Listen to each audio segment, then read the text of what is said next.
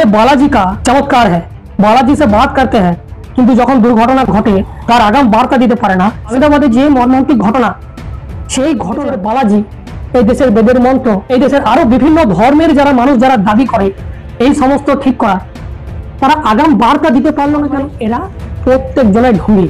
তাহলে আপনি বলুন, মনে মনে ভগবানের সাথে কি কথা বলেন? একটা পাথরের আংটি পরে আপনি কি ভাবছেন, কি করে নেবেন? আপনি আপনার মায়ের সাথে মনে মনে কথা বলতে পারছেন না, তার জন্য বিজ্ঞানের দেওয়া মোবাইলকে প্রয়োজন হচ্ছে। তাহলে আপনি কি করে মেনে নিচ্ছেন যে একটা পাথর আপনাকে চমৎকার করবে? মনে মনে পাথরের সঙ্গে বলবেন কে আছে, তাকে কানেকশন করিয়ে দেয়।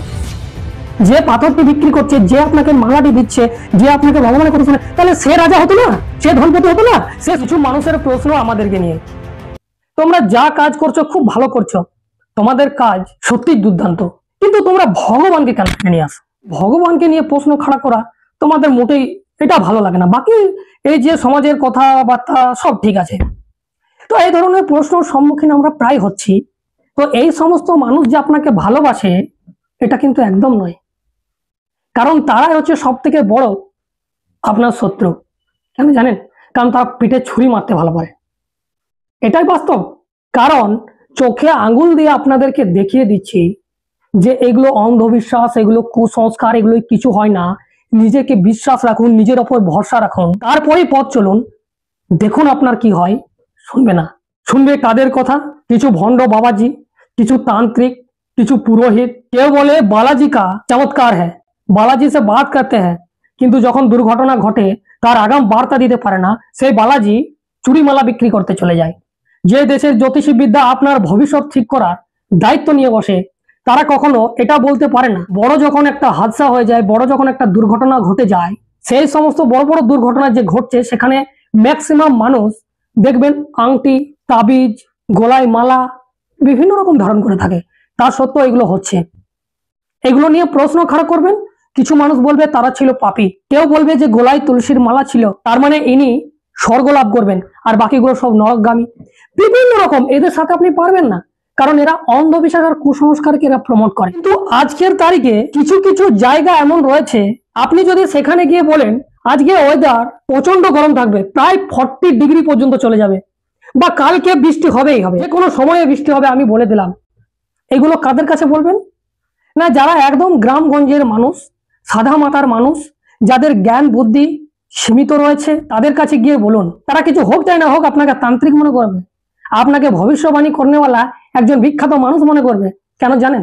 কারণ আপনার কাছে গুগল রয়েছে, গুগল দেখে আপনি সবকিছু বলে দিতে পারছেন, ওয়েদার রিপোর্ট, আগাম কি হবে না হবে বলে দিতে পারছেন। কিন্তু তারা তো জানে না, তারা এত শত বোঝে না। তারা বলবে যে অমুক ছেলে একজন এসেছিল বলে গেছে আর কালকে বৃষ্টি হয়েছে, কিন্তু বিশাল ব্যাপার। আরে কালকে বললো অনেক গরম থাকবে, আজকে তো অনেক গরম আছে, কিন্তু বিশাল ব্যাপার। তখন আমরা তাকে কিন্তু কি মনে করি? একজন বিশাল বিদ্যমান ব্যক্তি, ভগবান মনে করি। এটাই তো হচ্ছে আজকের তারিখে। আজকের তারিখে বিজ্ঞান রয়েছে, বিজ্ঞানের জিনিসকে ব্যবহার করছেন, সমস্ত কিছু করছেন, অথচ সেই কুসংস্কার অন্ধবিশ্বাসকে আঁকড়ে ধরে রয়েছেন, কখনো মেনে নিচ্ছেন না। আপনার মনের ভাবনা থেকে, আস্থা থেকে আপনি গুরুদেবকে ডাকুন, চাই মালা পড়ুন, আপনি যাই করুন, চাই ভগবানকে 10 বার 20 বার ডাকুন, আপনি ডেকে নিন। নিয়ে আপনি এক কাজ করুন, ফোনের দরকার নেই, কোনো চিঠির দরকার নেই, আপনি আপনার বাড়িতে কথা বলবেন। অমুক জায়গায় আছেন, বাড়িতে কথা বলবেন, সমস্ত ভগবানের নাম নিন, সমস্ত প্রকারের তাবিজ কবজ পড়ে নিন, আর আপনি আপনার মায়ের সাথে, বাবার সাথে, বা আপনার প্রেমিকা হোক, চাই আপনার বউ হোক, যার সাথে হোক, আপনি কথা বলবেন। আপনি বলতে পারবেন? ঘন্টার পর ঘন্টা বলতে পারবেন? মিনিটের পর মিনিট বলতে পারবেন? পারবেন না। তার জন্য আপনাকে বিজ্ঞানের দেওয়া মোবাইলকে ব্যবহার করতে হবে। তার মানে বিজ্ঞানের দেওয়া মোবাইল আপনারা ব্যবহার করছেন, কিন্তু আপনারা মেনে নিচ্ছেন না। আপনি পারবেন না মোবাইলকে ফেলে দিয়ে মনে মনে কথা বলতে, মায়ের সাথে পারবেন না।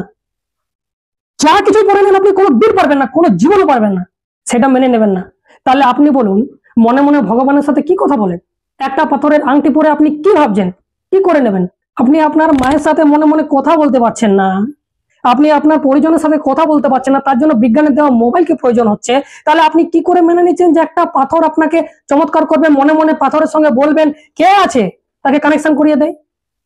যে পাথরটি বিক্রি করছে, যে আপনাকে মালাটি দিচ্ছে, যে আপনাকে ভগবানের কথা শুনে, তাহলে সে রাজা হতো না? সে ধনপতি হতো না? সে সমস্ত কিছু বিক্রি করে সে রাজা হচ্ছে, অথচ আপনি ফকির হচ্ছেন। এটাকে বোঝার আছে। আজকে গুজরাটে আহমেদাবাদে যে মর্মান্তিক ঘটনা, সেই ঘটনা ভিডিও দেখে আপনারা বলার দরকার পড়বে না, আপনারা নিজেই ভেঙে পড়ে যাবেন। তাদের মধ্যে কি কেউ ছিল না ধার্মিক? নিশ্চয়ই ছিল। তাহলে এই দেশের বালাজি, এই দেশের বেদের মন্ত্র, এই দেশের আরো বিভিন্ন ধর্মের যারা মানুষ যারা দাবি করে এই সমস্ত ঠিক করার, তারা আগাম বার্তা দিতে পারলো না কেন? কেন মারা যাবে তারা?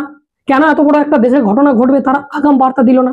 তার মানে এরা প্রত্যেক জনায় ঢুঙ্গি, এরা প্রত্যেক জনায় অন্ধবিশ্বাস কুসংস্কারে জর্জরিত, এরা নিজেরাই কুসংস্কারে ডুবে রয়েছে, অন্ধবিশ্বাসে ডুবে রয়েছে।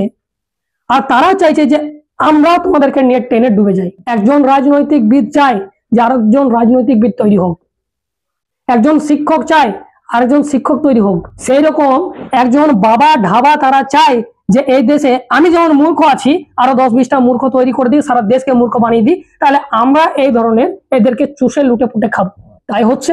তাই আপনাদেরকে হাত জোড় করে বলবো, যারা বলেন যে এই ভগবান তাবিজ কবুজ যে সমস্ত যে কথা বলছেন এগুলো বাদ দিয়ে শুধু এইগুলো করুন, সামাজিক বিষয় এই হ্যান ত্যান, এগুলো করে কখনো পরিবর্তন আপনি হবেন না, আপনার ছেলে পেলেও পরিবর্তন হবে না।